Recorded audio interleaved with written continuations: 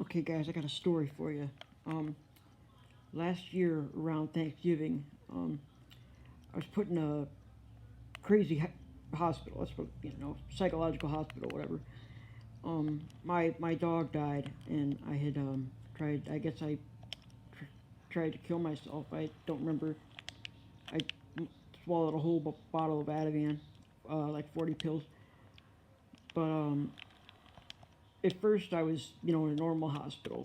Then because this stupid psychiatrist, she put me in this. She felt that I needed to be in this place. And when I got there, they were like, "Why are you even here?" And I said, "Exactly." And so this is kind of creepy. Um, at first, I went in there. There were people there, and I this to me, I watch a lot of prison documentaries, and this is exactly, basically what that was. I mean, they lock you up in like a single, oh god, what do you want to call that? Uh, it was like a really long room, but you couldn't get out. All you could do is you either go to your room or sleep, or you watch the TV. And that'd be okay, but not everybody wants to watch the same thing, and you got all these people in there that need to be in there, like unlike me, and they just they'll start fighting with each other for no reason. I remember me and a friend, these college kids came, and it was like 9 in the morning, and the lady had asked me and my roommate if they would talk to him because they can't ask anybody else in the room. I said, "Yeah, that's fine." So we each started talking, and we told our story, why we were there and stuff. And the next, well, nighttime. It would have been nighttime.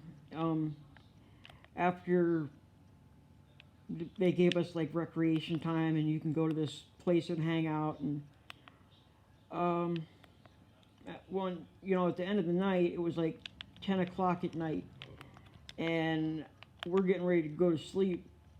And me and my friends, I met this guy named Sam, and honestly, if he wasn't there, I would have never made. Yeah, I would have never made it.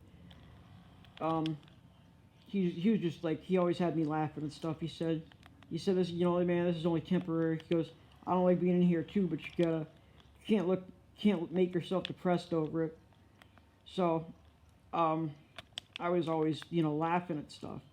Well, and he's always joking around. So one night I slept. I had the bed by the the door, and he had the bed by the window.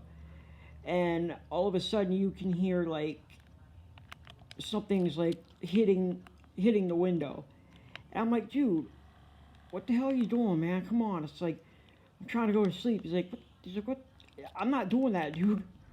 So he heard it too, and I'm like, well, maybe you should get up and check. He's like, all right. I got up with him, and we looked outside, and there was this. It looked like it was a person, but the person that the thing it looked like. I mean, there's no way there's anyone that tall.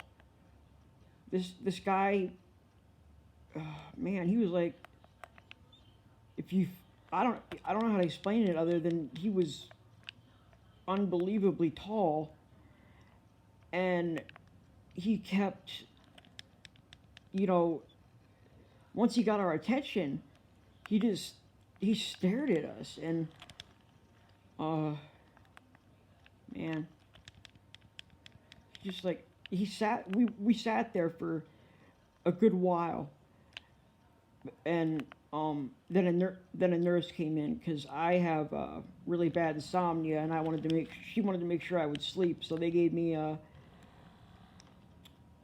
she said, we'll try this medicine, and if this doesn't work, we'll try again. Well, um, when she came in, we were looking at the window, and she's like, I thought you guys were gonna go to sleep. I'm like, ooh. Sam said, oh, we were just, looking at the moon. And, cause, he's like, then she left, and he's like, I'm sorry. I'm like, what the hell, man? You saw that too, didn't you? He's like, yeah, I saw it, but if we say we're starting to see things that aren't there, they're gonna keep us here a lot longer. And I'm like, yeah, that's a good point.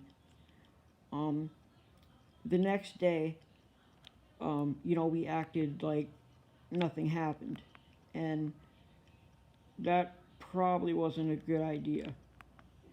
We should have said something.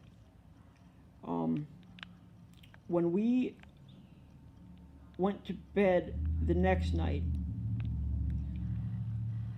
we saw again, we heard and saw the same thing.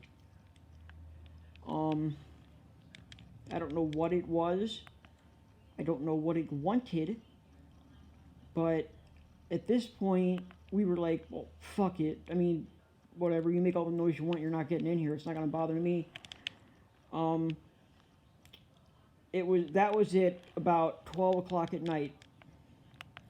I had to get up to pee at 3 a.m. And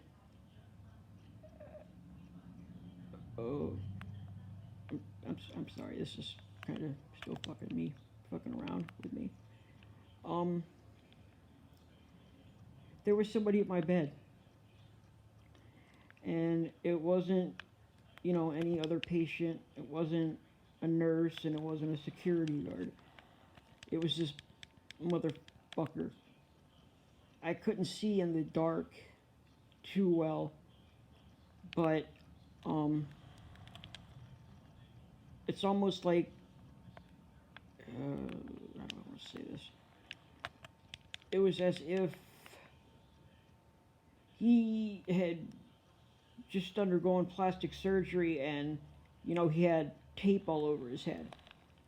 I didn't understand. I didn't want to make any noise, but I didn't know what else to do. And when I tried to wake my friend up, I'm like, Sam, dude, bro.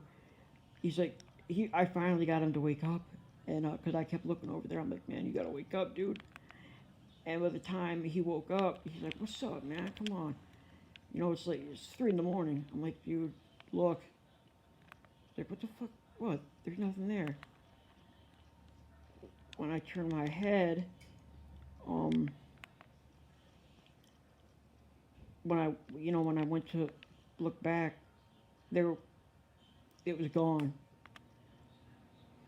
Now, I'm not insane by any means. I'm not. I'm highly intelligent. I'm a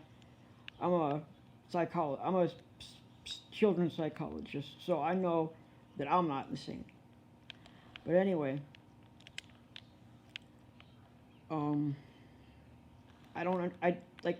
like I said, we didn't want to say anything, but it was so hard not to say something, you know what I mean? Because that's like you have a murderer in your house and you don't call 911 because you're scared they're gonna do something. Damn it, kitty, get off my. It was pretty fucked up.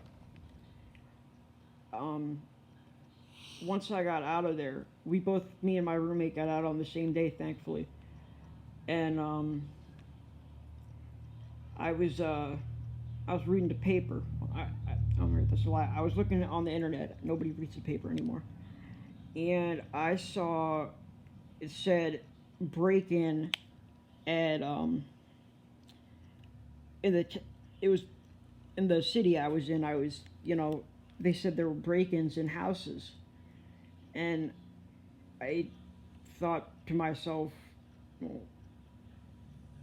maybe it's just a coincidence, but somebody matched my exact story about a tall person at a window and then breaking into the house, they heard glass shatter, and they went to look, and they saw exactly what I saw. Somebody who was way too tall to be a person and way too looking human like to be, like a bear or something. And I'm sorry, I say so much. They the the only difference between their story and my story was that, well, I guess the person did get in somehow, but it was harder for him to get where we were because, it was like a two-story thing, and nobody can get up where we were. And now that I think about it, the fucked up thing is, even if like you got outside, there's just a courtyard. There's no way out, and the only way in is through the doors, at the hospital. And the they have security there. Like you have to be like, they take a metal detector to you, and they search you thoroughly. And I mean, there are other doors that take you outside, but there's no way out. It's like a big brick wall, and I don't know what I saw, but and the other thing, how even if somehow he managed to get in, which I if he had a way to get in, like a key or something, all the night shift people did was sleep. They never did anything else. So the way, like I said, okay, but the way I said, like, you're in a pod with a bunch of people, and like I couldn't understand how nobody can get in there or out there unless, like, the nurses have to let you out with a key, and there was nobody there. I mean, there were people there, but nobody gonna just let some wacko in. But I mean, if you like broke in and then you stole somebody's key or key card, whatever, I mean, well, that would explain that situation. But it was just, I don't understand, and till this day, it still freaks me out because, well, what the fuck do you want with me? I'm just like, I, I, I don't hurt anybody. I don't know. It was very, very, very weird to me, and I don't like it. And I'm telling you, this is 100% a true story. I'm not making up any of this shit. I'm just, if it seems like I'm pausing and thinking, I'm trying really, really hard to forget about it. So, that's why that is.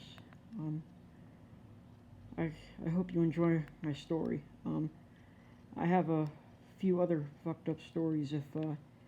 If you would like to hear them, just hit the like button, and I'll tell them stories, dog. All right. Thank you for listening. Bye.